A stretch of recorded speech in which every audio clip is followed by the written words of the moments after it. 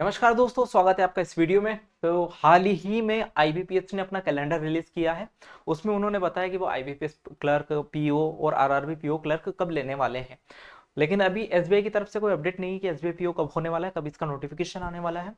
हम इस वीडियो में डिटेल में बात करने वाले हैं कि कब इसका नोटिफिकेशन आ सकता है, कब इसकी एग्जाम हो सकती है, और साथ ही हम जानेंगे एज, इसकी एज लिमिट क्या होती है, क्वालिफिकेशंस क्या होती है, सिलेक्शन प्रोसेस क्या होता है, इसकी सैलरी कितनी मिलती है आपको, और एग्जाम पैटर्न डिटेल में हम इसकी जानेंगे। साथ ही साथ सबसे इंपॉर्टेंट चीज कि लास्ट 3 ईयर में एसबीआई पीओ की कट ऑफ कितनी गई। कट ऑफ जानना इतनी इसलिए जरूरी है ताकि हम एक टारगेट बना पाए। जैसे बहुत सारे बच्चे इस डाउट्स में रहते हैं कि हम मॉक तो दे रहे हैं लेकिन हमारे इतने ही नंबर आ रहे हैं, लेकिन क्या पता कि आप पिछले सालों की कटअप्स को भी क्लियर कर रहे हो। अगर आप कम नंबर आ रहे हो और अगर आप डिमोटिवेट हो रहे हो तो आपको अगर कट ऑफ नहीं पता शायद रियली एसबीआई पीओ के, तो हम इसमें जानेंगे एसबीआई पीओ की कट ऑफ कितनी होती गई है लास्ट 3 ईयर्स में, और आप अपने मॉक में कितना टारगेट कर सकते हो। ठीक है, तो चलिए एक एक करके सारी चीजें हम जानते हैं। सबसे पहले हम क्या क्या जानेंगे इस वीडियो में। सबसे पहले एज लिमिट देखेंगे, फिर एजुकेशन क्वालिफिकेशन देखेंगे, फिर सैलरी देखेंगे, सिलेक्शन प्रोसेस देखेंगे, एग्जाम पैटर्न देखेंगे, प्री का मेंस का, कट ऑफ देखेंगे 2025 की, 2024 की और 2023 की, और लास्ट में ये जानेंगे कि एग्जाम कब हो सकता है, एक्सपेक्टेड डेट इसकी क्या रहेगी। ठीक है, और इसमें मैं कोई तुक्का नहीं लगाऊंगा, आपको प्रॉपर बताऊंगा लॉजिक के साथ कि उसी महीने में क्यों होगी। ठीक है, चलिए चलते हैं आगे। अगर मैं एलिजिबिलिटी क्राइटेरिया की बात करूं यहाँ पर एज लिमिट, तो आपकी मिनिमम एज 21 ईयर होनी चाहिए और मैक्सिमम एज 30 ईयर होनी चाहिए। उसके बाद फिर एससी एसटी ओबीसी को एज रिलैक्सेशन मिलता है। ओबीसी को 3 साल का मिलता है, एससी एसटी को 5 साल का मिलता है। एजुकेशन क्वालिफिकेशन की बात करें तो आपको ग्रेजुएशन होना चाहिए किसी भी स्ट्रीम में। आपको कोई भी मिनिमम परसेंटेज यहाँ पर रिकॉर्ड नहीं होना चाहिए, बस खाली आप पास होने चाहिए, ग्रेजुएशन की डिग्री आपके पास में पास होनी चाहिए। बहुत सारे लोगों का एक सवाल रहता है कि सर फाइनल ईयर वाले हम अप्लाई कर सकते कि नहीं कर सकते। बिल्कुल कर सकते हैं। Eligible to apply, must produce proof of passing during interview. जब भी आप इंटरव्यू होगा और डीवी होगा तब आपको अपनी फाइनल ईयर की जो मार्कशीट है वहां उनको देनी होगी। मतलब कि आपका इंटरव्यू से जस्ट फेल है, आपका रिजल्ट आ जाना चाहिए फाइनल ईयर का। आप अगर आपका लास्ट ईयर है तो भी आप अप्लाई कर सकते हो, नो डाउट कोई दिक्कत इश्यू नहीं रहेगा आपको। चलिए आगे चलते हैं। एसबीआई पीओ की अगर सैलरी स्ट्रक्चर की बात करें तो सैलरी कितनी रहती है। एसबीआई पीओ बहुत ही ज्यादा सैलरी आपको देता है और उसके बदले आपको काम भी बहुत करवाता है। लगभग 12 घंटे का आपको ड्यूटी हो जाता है, और मार्च अप्रैल में तो पूछो मत कितना वर्कलोड रहता है। बाकी लेकिन मजा भी आता है एसबीआई पीओ में, क्योंकि हम काम से भाग नहीं सकते। अगर आप ये सोचो कि हमें सैलरी भी अच्छी खासी मिले और लेकिन काम करने को ना मिले तो फिर मतलब नहीं है। आपको तभी मजा आएगा कि आपने कुछ किया है और उसके बदले आपको मिल रहा है। अगर आपको फ्री के पैसे मिलेंगे ना तो आपको मतलब सच में मजा नहीं आएगा। आपको तभी मजा आएगा कि हाँ हमने कुछ काम किया है, उसके बदले हमें ये पेमेंट मिल रही है, और फिर आप उससे कुछ लोगे तो फिर उसकी फीलिंग ही कुछ और होगी। और अगर अपने उस सैलरी से अपने मम्मी पापा को जो गिफ्ट दोगे वो नेक्स्ट लेवल, मतलब मजा ही आ जाएगा आपको।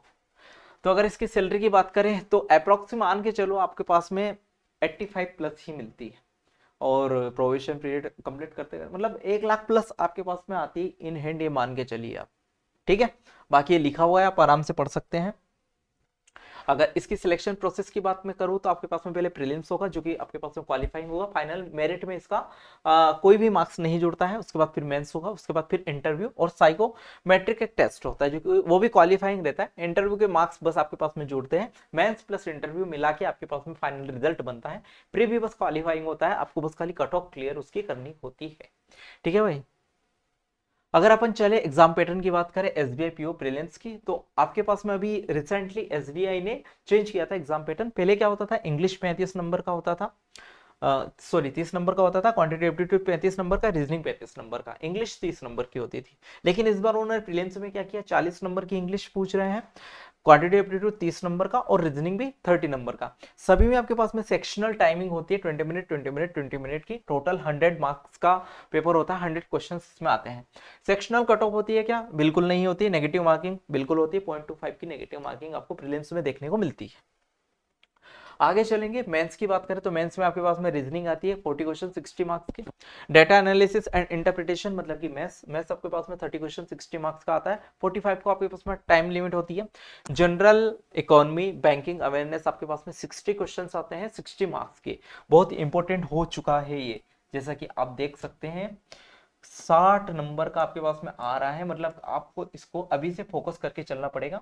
आप ये नहीं कर सकते कि प्रीलिम्स और मेंस के बीच में जो आपको 1 महीने का गैप मिलता है तब आप इसे कवर करके चले, बिल्कुल नहीं।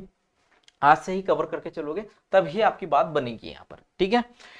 इंग्लिश लैंग्वेज की बात करें तो इन्होंने 40 क्वेश्चन मात्र 20 नंबर के कर दिए हैं, मतलब बहुत दयनीय स्थिति हो गई मेंस में इंग्लिश की। 170 क्वेश्चंस आपके पास में रहेंगे, 200 मार्क्स के, 3 घंटे का आपके पास में टाइम रहेगा। सेक्शनल यहाँ पर सारी चीजें रहती है। डिस्क्रिप्टिव की बात करें, मेंस में डिस्क्रिप्टिव रहता है आपका, यहाँ पर ये क्यों लगा दिया मैंने। डिस्क्रिप्टिव की बात करें तो डिस्क्रिप्टिव आपके पास में 30 मिनट का इसमें समय मिलेगा आपको, 50 मार्क्स का ये रहता है। और इसमें आपको क्या क्या रहता है, ऐसे आता है, लेटर आता है, प्रीसिस राइटिंग रहती है एंड रिपोर्ट राइटिंग आपके पास में पूरा डिस्क्रिप्टिव में लिखना रहता है, ठीक है। डिस्क्रिप्टिव टेस्ट मेंस के साथ ही होता है, ठीक है। अब अपन बात करते हैं एसबीआई पीओ के कट ऑफ के बारे में कि 2025 में इसकी कट ऑफ क्या रहेगी। दिख रहा है इसमें अच्छे से भाई, देखो जनरल की इसमें कट ऑफ गई थी 66.75, बहुत हाई कट ऑफ थी है 2025 में। ईडब्ल्यूएस की 64 और ओबीसी की 65, एससी की 59 और एसटी की 51, ये 2025 की थी। 2024 की आपके पास में बात करें तो जनरल की 61.75, ईडब्ल्यूएस की 60, ओबीसी की 60, एससी की 55 और एसटी की 49। और यहाँ पर 2023 में बात करें तो 59.5 जनरल की, ईडब्ल्यूएस की 59.25 और ओबीसी की 59.25, तीनों की बराबर ही गई थी लगभग। और एससी की आपके पास में गई थी एससी की आपके पास में 53 और एसटी की 47। तो अगर मैं आप मोटा मोटा बात करूं तो आपके पास में 65 टू 70 आप इसमें टारगेट कर सकते हैं। आपको इसके बीच में नंबर लाना है, मतलब आप सेफ हो, बिल्कुल कोई दिक्कत नहीं, आपका प्रीलिम्स एसबीआई पीओ का निकल जाएगा, ठीक है भाई। कब होगा एग्जाम, अब ये बहुत बड़ी दिक्कत है कि एग्जाम कब होगा, हम तैयारी किस मंथ को लेकर करें, कितने महीने के हम शेड्यूल बनाए हमारा। तो देखो सबसे पहली चीज तो एक प्रेस रिलीज किया था बैंकिंग के तरफ से, जिसमें उन्होंने ये कहा था, मोटा मोटा अगर मैं बताऊं आपको, कि जो बड़ी बड़ी एग्जाम्स हैं उनको हम पहले ले रहे हैं। उसका कारण क्या है कि जैसे कोई कैंडिडेट है, उसने आरआरबी क्लर्क एग्जाम क्वालिफाई कर लिया और बाद में एसबीआई पीओ क्वालिफाई कर लिया, तो आरआरबी क्लर्क को छोड़ देता है। इसकी वजह से क्या होता है कि जो वैकेंसीज है वो बेकार चली जाती हैं, फिर उसमें बहुत सारी दिक्कतें आती है। तो उन्होंने ऐसा किया था कि अब इस बार हम क्या कर रहे हैं कि जो बड़ी पोस्ट है उनकी एग्जाम्स पहले ले लेंगे और छोटी पोस्ट की एग्जाम बाद में लेंगे। ये क्लियर इसमें प्रेस रिलीज में उन्होंने बोला हुआ था। दूसरी बात का अगर मैं करूं, यहाँ पर आईपीएस ने रिसेंटली अपना कैलेंडर निकाला है जिसमें उन्होंने क्लियर बोला हुआ है कि वो जो प्रीलिम्स लेंगे आईपीएस पीओ का, वो 22 और 23 अगस्त को लेंगे। अब देखो, अब हमारे पास में यहाँ पर दो चीजें बन गई। एक तो उन्होंने क्या बोल दिया प्रेस रिलीज के जरिए कि जो बड़ी एग्जाम्स है वो पहले लेंगे। बड़ी एग्जाम में कौन हो गई, SBI PO, SBI PO, IBPS PO, ये पहले होंगी, ये तो डेफिनेट है। दूसरी चीज, हमारे पास में आईबीपीएस पीओ की एग्जाम डेट है, कितनी है, अगस्त। इसका मतलब क्या है कि हमारी जो एसबीआई पीओ की एग्जाम है वो आईबीपीएस पीओ से पहले होनी चाहिए। मतलब कि लगभग लगभग मान के चलो आप जुलाई में आपका एसबीआई पीओ होगा, या फिर अगस्त में हो जाएगा। जुलाई में नहीं तो अगस्त में, अगस्त के फर्स्ट वीक के आसपास आपका फिर एसबीआई पीओ होगा। और अगर आईबीपीएस पीओ के बाद गया तो फिर सितंबर, मतलब नवंबर से तो पहले होगा ही होगा, क्योंकि उसमें आरआरबी पीओ से पहले तो एसबीआई पीओ होना चाहिए कि नहीं होना चाहिए। हालांकि आईबीपीएस पीओ से भी पहले होना चाहिए, तो मतलब जुलाई मान के चलो आप। और फिर जुलाई के बाद कभी भी हो कोई दिक्कत नहीं, हमें जुलाई से पहले पहले इतनी प्रिपरेशन कर लेनी है कि बस जुलाई में अगर 1 जुलाई को भी हमारा एग्जाम हुआ तो भी हम निकाल पाए। अभी जनवरी खत्म होने को है, हमारे पास फरवरी, मार्च, अप्रैल, मई और जून, 4 महीने लगभग बचे हुए हैं। 4 महीने में हमें सिलेबस भी करना है, प्रैक्टिस भी करनी है, मॉक टेस्ट भी लगाने हैं। तो अभी बहुत कम समय बचा हुआ है, अपनी प्रिपरेशन पे बहुत ज़्यादा ध्यान देने की जरूरत है।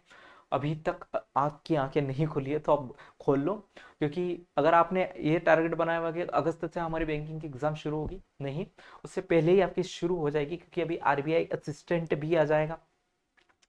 आरबीआई असिस्टेंट भी आने वाला है लगभग फरवरी मार्च के आसपास। और फिर SBI PO, SBI clerk, IPS PO, IPS clerk, RRB PO, RRB, लगातार बैंकिंग एग्जाम है। लेकिन अगर आप ऐसा करते रहोगे कि जब नोटिफिकेशन आएगा तब देखेंगे, तो फिर एक लूप है और लूप में आप फंस जाओगे। प्रीलिम्स निकलेगा, मेंस नहीं निकलेगा, मेंस निकल गया, फाइनल मेरिट में रह जाओगे, कुछ ना कुछ होता रहेगा। तो इससे अच्छा आज से पढ़ना शुरू करो, पूरा सिलेबस कवर करो, फिर प्रैक्टिस करो अच्छे से, उसके बाद फिर मॉक टेस्ट दो।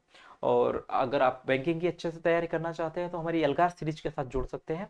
आप उसमें कंटेंट देखेंगे और जिस लेवल की मैं प्रैक्टिस करवाता हूँ वो देखेंगे, बिल्कुल आपकी बैंकिंग की सारी एग्जाम्स की तैयारी मैथ्स की वहाँ से हो जाएगी। ठीक है, तो मिलते हैं अगले वीडियो में। थैंक यू, धन्यवाद, टेक केयर। बाकी आप कमेंट करके बता सकते हैं कि हम क्या नया कर सकते हैं बैंकिंग में, आपके सुझाव सजेशंस बिल्कुल सराखों पर। और आप एक और चीज़, आप टेलीग्राम चैनल ज्वाइन कर सकते हैं, डिस्क्रिप्शन में उसकी लिंक दी हुई है, वहाँ पर इंपॉर्टेंट अपडेट्स और सारे नोट्स जो भी जरूरी चीज़ें होती हैं मैं वहाँ पर डाल देता हूँ। ठीक है, मिलते हैं अगले वीडियो में। थैंक यू, धन्यवाद, टेक केयर।